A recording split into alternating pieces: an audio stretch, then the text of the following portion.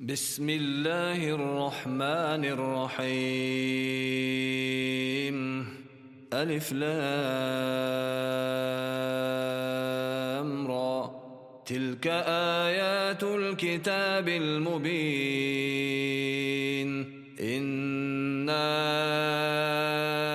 أنزلناه قرآنا عربيا لعلكم تعقلون. نحن نقص عليك أحسن القصص بما أوحينا إليك هذا القرآن وإن كنت من قبله لمن الغافلين. إذ قال يوسف لأبيه يا أبت إني رأيت 11 كوكبا والشمس والقمر رأيتهم لي ساجدين. قال يا بني لا تقصص رؤياك على إخوتك فيكيدوا لك كيدا إن الشيطان للإنسان عدو مبين. وكذلك يجتبيك ربك ويعلمك من تأويل الأحاديث ويتم نعمته عليك وعلى آل يعقوب كما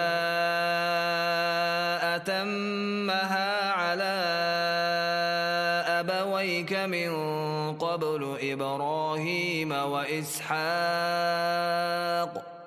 إن ربك عليم حكيم. لقد كان في يوسف وإخوته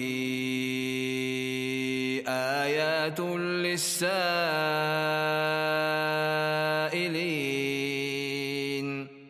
إذ قالوا ليوسف وأخوه أحب إلى أبينا منا ونحن عصبة إن أبانا لفي ضلال مبين. اقتلوا يوسف أو اطرحوه أرضا يخل لكم وجه أبيكم وتكونوا من بعده قوما صالحين. قال قائل منهم لا تقتلوا يوسف وألقوه في غيابة الجب يلتقطه بعض السيارة إن كنتم فاعلين. قالوا يا أبانا ما لك لا تأمنا على يوسف وإنا له لناصحون. أرسله معنا غدا يرتع ويلعب وإنا له لحافظون. قال إني ليحزنني أن تذهبوا به وأخاف أن يأكله الذئب وأنتم عنه غافلون. قالوا لئن أكله الذئب ونحن عصبة إنا إذا لخاسرون. فلما ذهبوا به وأجمعوا أن يجعلوه في غيابة الجب وأوحينا إليه لتنبئنهم بأمرهم هذا وهم لا يشعرون. وجاءوا أباهم عشاء يبكون. قالوا يا أبانا إنا ذهبنا نستبق وتركنا يوسف عند متاعنا فأكله الذئب وما أنت بمؤمن لنا ولو كنا صادقين وجاءوا على قميصه بدم كذب قال بل سولت لكم أنفسكم أمرا فصبر جميل والله المستعان على ما تصفون. وجاءت سيارة فأرسلوا واردهم فأدلى دلوه قال يا بشرى هذا غلام وأسروه بضاعة والله عليم بما يعملون وشروه بثمن بخس دراهم معدودة وكانوا فيه من الزاهدين. وقال الذي اشتراه من مصر لامرأته أكرمي مثواه عسى أن ينفعنا أو نتخذه ولدا وكذلك مكنا ليوسف في الأرض ولنعلمه من تأويل الأحاديث والله غالب على أمره ولكن أكثر الناس لا يعلمون. ولما بلغ أشده آتيناه حكما وعلما وكذلك نجزي المحسنين.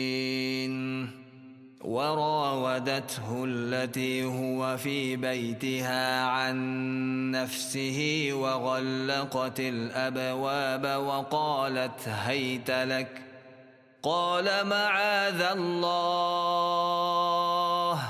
إنه ربي أحسن مثواي إنه لا يفلح الظالمون. ولقد همت به وهم بها لولا أن رأى برهان ربه كذلك لنصرف عنه السوء والفحشاء إنه من عبادنا المخلصين. واستبق الباب وقدت قميصه من دبر وألف يا سيدها لدى الباب قالت ما جزاء من أراد بأهلك سوءا إلا أن يسجن أو عذاب أليم. قال هي راودتني عن نفسي وشهد شاهد من أهلها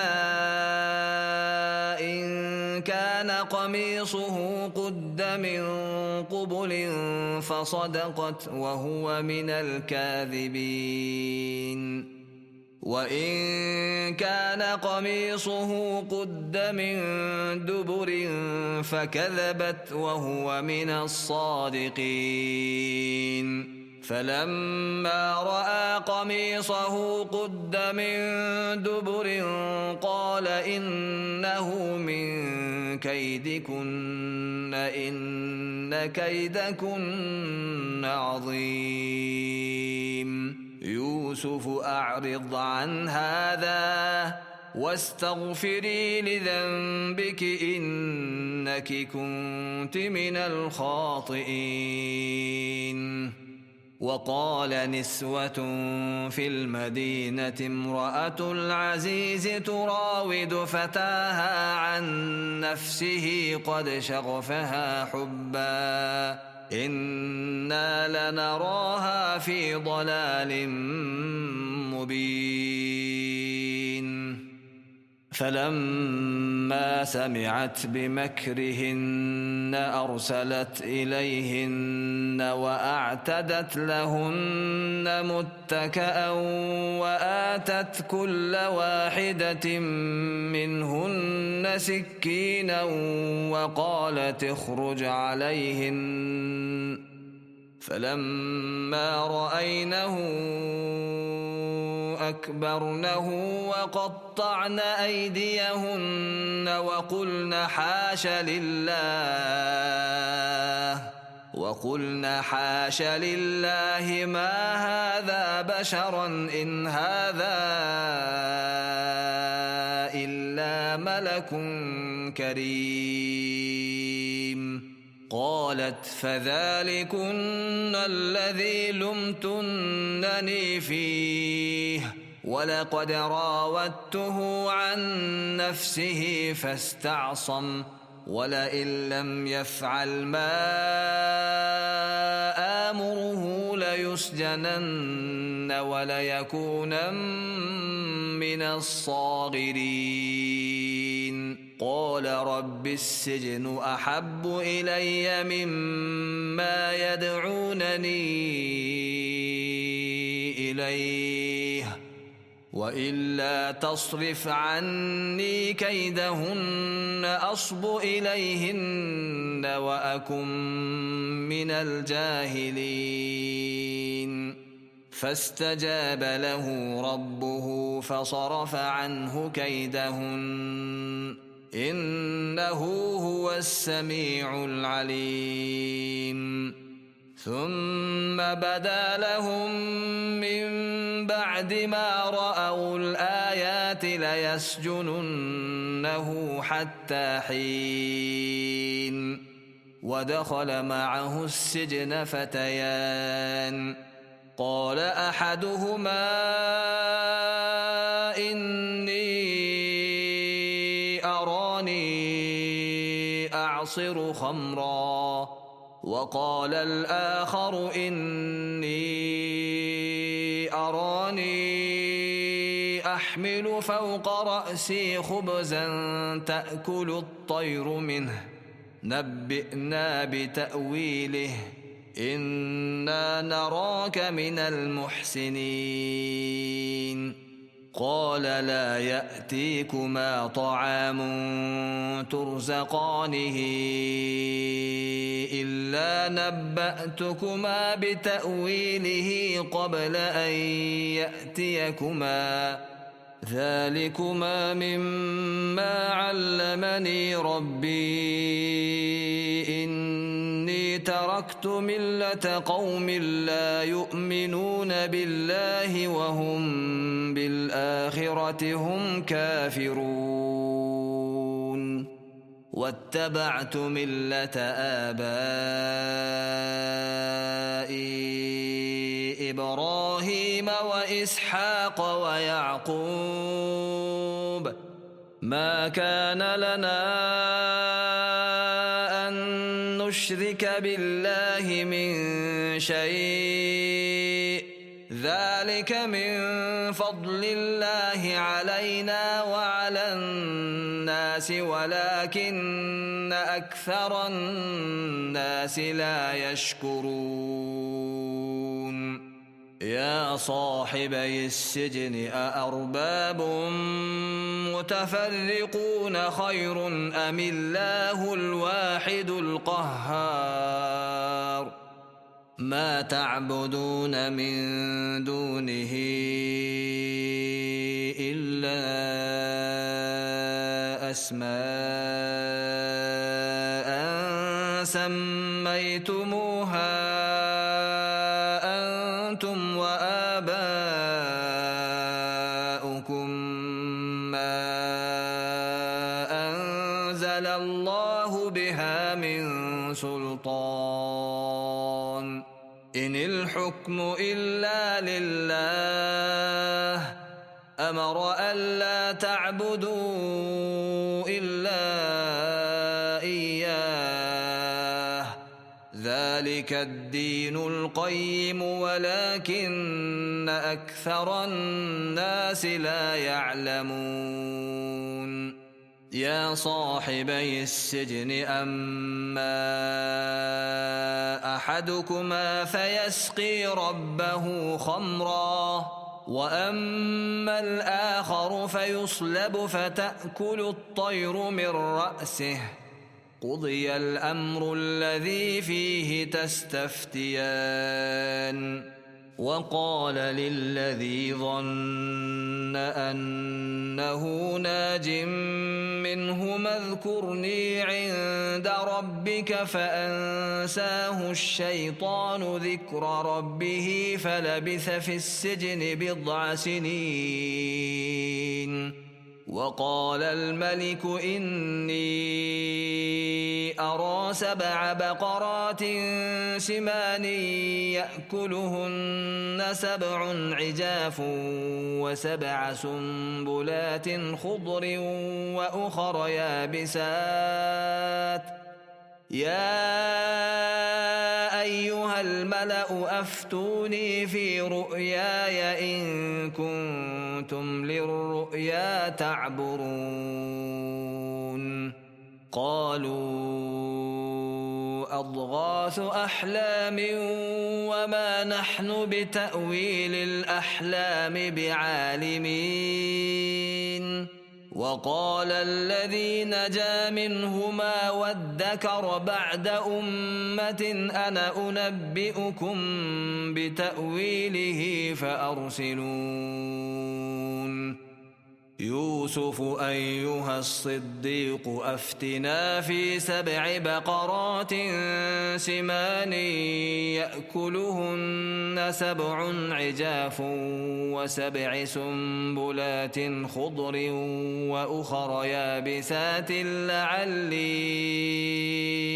أرجع إلى الناس لعلهم يعلمون قال تزرعون 7 سنين دأبا فما حصدتم فذروه في سنبله إلا قليلا مما تأكلون ثم يأتي من بعد ذلك 7 شداد يأكلن ما قدمتم لهن إلا قليلا مما تحصنون ثم يأتي من بعد ذلك عام فيه يغاث الناس وفيه يعصرون وقال الملك ائتوني به فلما جاءه الرسول قال ارجع إلى ربك فاسأله ما بال النسوة اللاتي قطعن أيديهن إن ربي بكيدهن عليم قال ما خطبكن إذ راوتن يوسف عن نفسه قلنا حاش لله ما علمنا عليه من سوء قالت امرأة العزيز الآن حصحص الحق أنا راودته عن نفسه وإنه لمن الصادقين ذلك ليعلم أني لم أخنه بالغيب وأن الله لا يهدي كيد الخائنين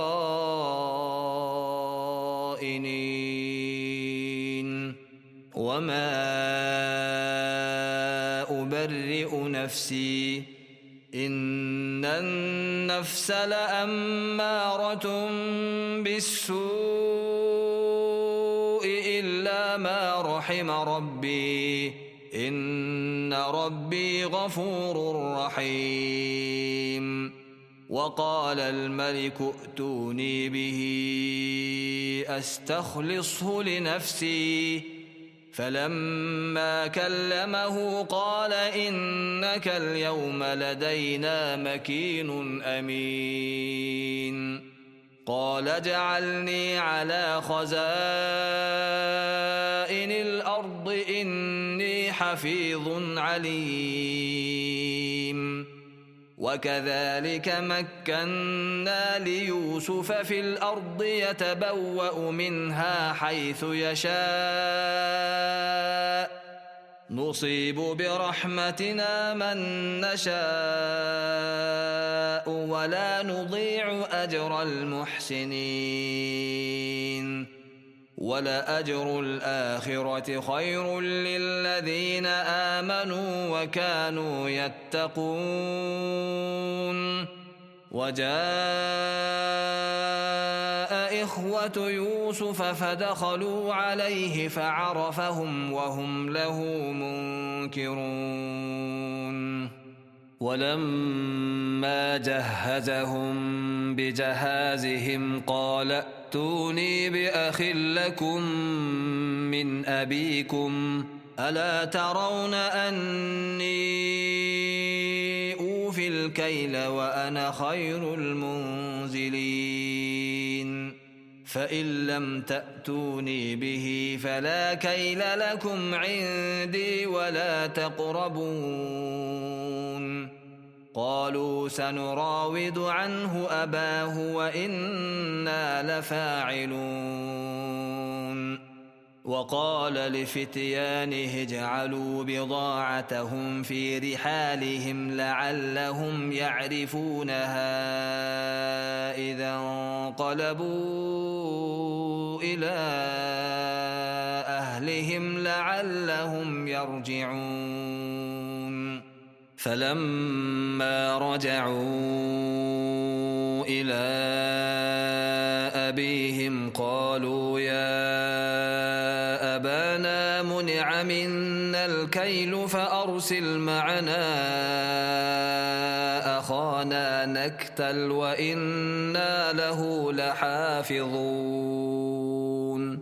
قال هل آمنكم عليه إلا كما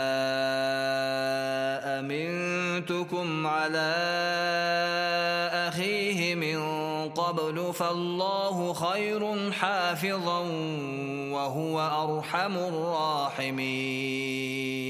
ولما فتحوا متاعهم وجدوا بضاعتهم ردت إليهم قالوا يا أبانا ما نبغي هذه بضاعتنا ردت إلينا ونمير أهلنا ونحفظ أخانا ونزداد كيل بعير ذلك كيل يسير. قال لن أرسله معكم حتى تؤتون موثقا من الله لتأتونني به إلا أن يحاط بكم. فلما آتوه موثقهم قال الله على ما نقول وكيل.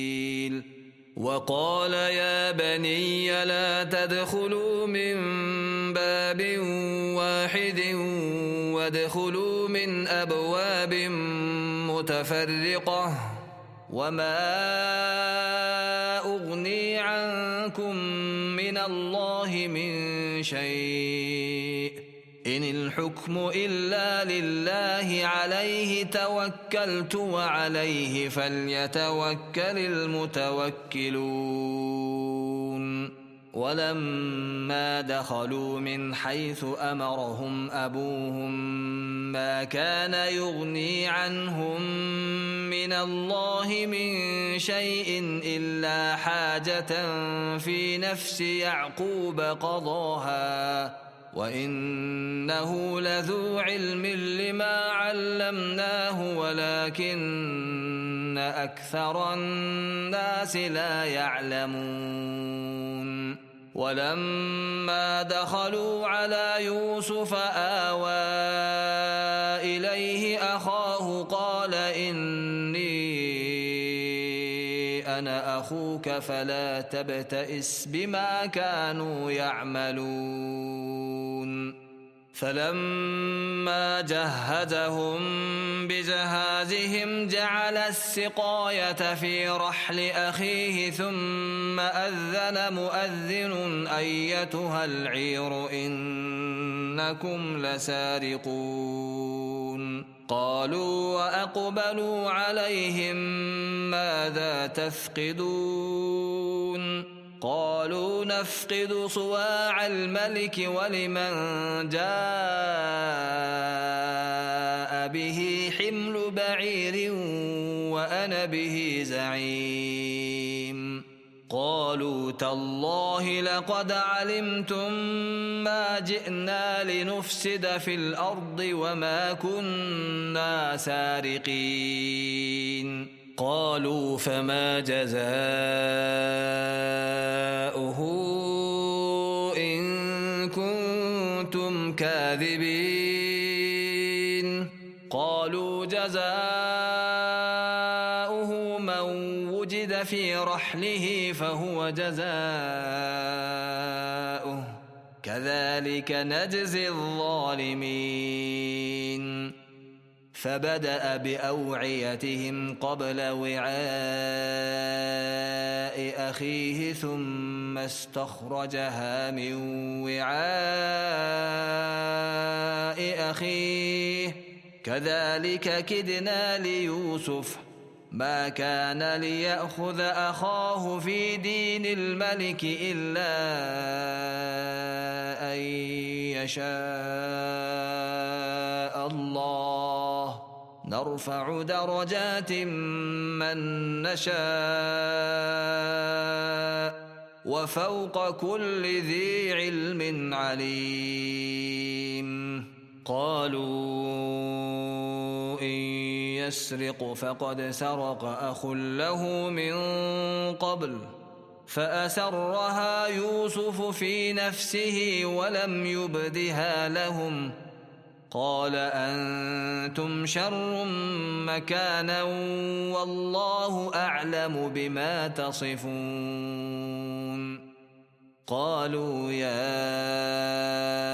أيها العزيز إن له أبا شيخا كبيرا فخذ أحدنا مكانه إنا نراك من المحسنين قال معاذ الله أن نأخذ إلا من وجدنا متاعنا عنده إنا إذا لظالمون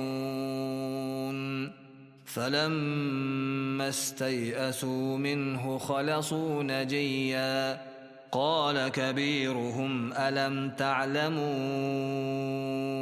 أن أباكم قد أخذ عليكم موثقا من الله ومن قبل ما فرطتم في يوسف فلن أبرح الأرض حتى يأذن لي أبي أو يحكم الله لي وهو خير الحاكمين ارجعوا إلى أبيكم فقولوا يا أبانا إن ابنك سرق وما شهدنا إلا بما علمنا وما كنا للغيب حافظين واسأل القرية التي كنا فيها والعير التي أقبلنا فيها وإنا لصادقون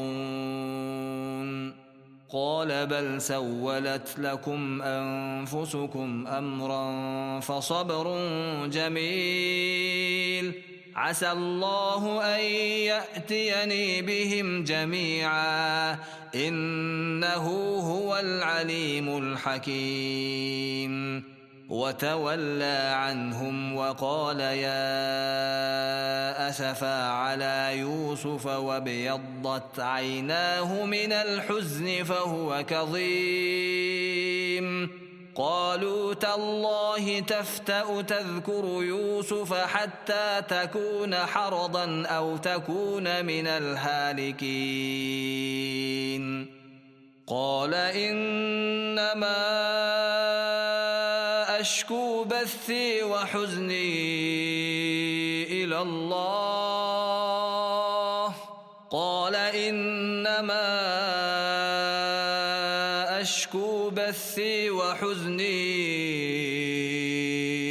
إلى الله وأعلم من الله ما لا تعلمون. يا بني يذهبوا فتحسسوا من يوسف وأخيه ولا تيأسوا من روح الله إنه لا ييأس من روح الله إلا القوم الكافرون. فلما دخلوا عليه قالوا يا أيها العزيز مسنا وأهلنا الضر وجئنا ببضاعة مزجاة فأوف لنا الكيل وتصدق علينا إن الله يجزي المتصدقين. قال هل علمتم ما فعلتم بيوسف وأخيه إذ أنتم جاهلون؟ قالوا أئنك لأنت يوسف؟ قال أنا يوسف وهذا أخي قد من الله علينا إنه من يتق ويصبر فإن الله لا يضيع أجر المحسنين. قالوا تالله لقد آثرك الله علينا وإن كنا لخاطئين. قال لا تثريب عليكم اليوم يغفر الله لكم وهو أرحم الراحمين. اذهبوا بقميصي هذا فألقوه على وجه أبي يأت بصيرا وأتوني بأهلكم أجمعين. ولما فصلت العير قال أبوهم إني لأجد ريح يوسف لولا أن تفندون. قالوا تالله إنك لفي ضلالك القديم. فلما أن جاء البشير ألقاه على وجهه فارتد بصيرا قال ألم أقل لكم إني أعلم من الله ما لا تعلمون. قالوا يا أبانا استغفر لنا ذنوبنا إنا كنا خاطئين. قال سوف أستغفر لكم ربي إنه هو الغفور الرحيم. فلما دخلوا على يوسف آوى إليه أبويه وقال ادخلوا مصر إن شاء الله آمنين. ورفع أبويه على العرش وخروا له سجدا وقال يا أبت هذا تأويل رؤياي من قبل قد جعلها ربي حقا وقد أحسن بي إذ أخرجني من السجن وجاء بكم من البدو من بعد أن نزغ الشيطان بيني وبين إخوتي إن ربي لطيف لما يشاء إنه هو العليم الحكيم رب قد آتيتني من الملك وعلمتني من تأويل الأحاديث فاطر السماوات والأرض أنت وليي في الدنيا والآخرة توفني مسلما وألحقني بالصالحين ذلك من أنباء الغيب نوحيه إليك وما كنت لديهم إذ أجمعوا أمرهم وهم يمكرون وما أكثر الناس ولو حرصت بمؤمنين وما تسألهم عليه من أجر إن هو إلا ذكر للعالمين وكأي من آية في السماوات والأرض يمرون عليها وهم عنها معرضون وما يؤمن أكثرهم بالله إلا وهم مشركون أفأمنوا أن تأتيهم غاشية من عذاب الله أو تأتيهم الساعة بغتة وهم لا يشعرون قل هذه سبيلي أدعو إلى الله على بصيرة أنا ومن اتبعني وسبحان الله وما أنا من المشركين وما أرسلنا من قبلك إلا رجالا نوحي إليهم من أهل القرى أفلم يسيروا في الأرض فينظروا كيف كان عاقبة الذين من قبلهم ولدار الآخرة خير للذين اتقوا أفلا تعقلون حتى إذا استيأس الرسل وظنوا أنهم قد كذبوا جاءهم نصرنا فنجي من نشاء ولا يرد بأسنا عن القوم المجرمين لقد كان في قصصهم عبرة لأولي الألباب ما كان حديثا يفترى ولكن تصديق الذي بين يديه وتفصيل كل شيء وهدى ورحمة لقوم يؤمنون